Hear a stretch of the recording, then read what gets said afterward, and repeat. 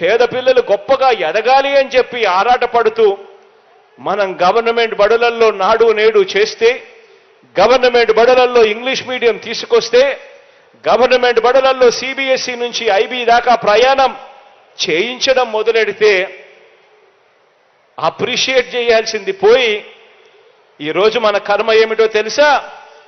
ఇలా మన government బడులల్లో English medium తీసుకువచ్చినందుకు ఒక చంద్రబాబుతో యుద్ధం చేయాల్సి వస్తా ఉంది, ఒక ఈనాడు రామోజీరావుతో యుద్ధం చేయాల్సి వస్తా ఉంది,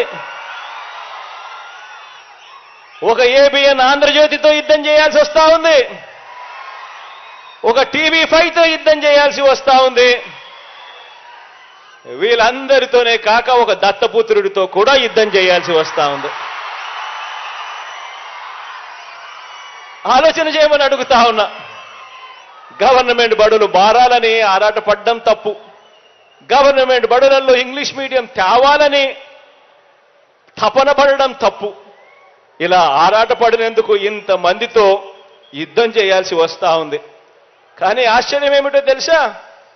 ఇలా మనపై యుద్ధం చేస్తా ఉన్న వీళ్ళ పిల్లలు కానీ, వీళ్ళ మనవళ్ళు మనవరాళ్ళు కానీ, వీళ్ళందరూ కూడా ఏ మీడియంలో చదువుతున్నారు అని చెప్పి మీలో ఎవరైనా కూడా వాళ్ళని గట్టిగా నిలదీస్తే మాత్రం ఏ ఒక్కరూ కూడా చెప్పరు వాళ్ళ పిల్లలు వాళ్ళ మనవళ్ళు మనవరాళ్ళు తెలుగు మీడియంలో చదువుతున్నారు అని చెప్పి.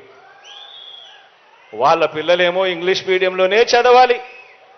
కానీ మన పిల్లలు అదే ఇంగ్లీష్ మీడియంలో చదవడానికి మీ జగన్ అడుగులు ముందుకు వేస్తే మాత్రం తెలుగు భాష అంతరించిపోతుంది అని చెప్పి ఏకంగా యాగి చేస్తూ మన మీద యుద్ధాన్నే ప్రకటిస్తా ఉన్నారు వీళ్ళంతా కూడా. ఆలోచన చేయమని అడుగుతా ఉన్నా. నేను చెప్తా ఉన్న ప్రతి మాట కూడా ఆలోచన చేయమని కోరుతా ఉన్నా. తల్లిదండ్రులు పిల్లలు అందరూ కూడా గమనించాలని చెప్పి కూడా కోరుతా ఉన్నా. పెత్తందారులైన వారికో ధర్మమట. Please subscribe dot news.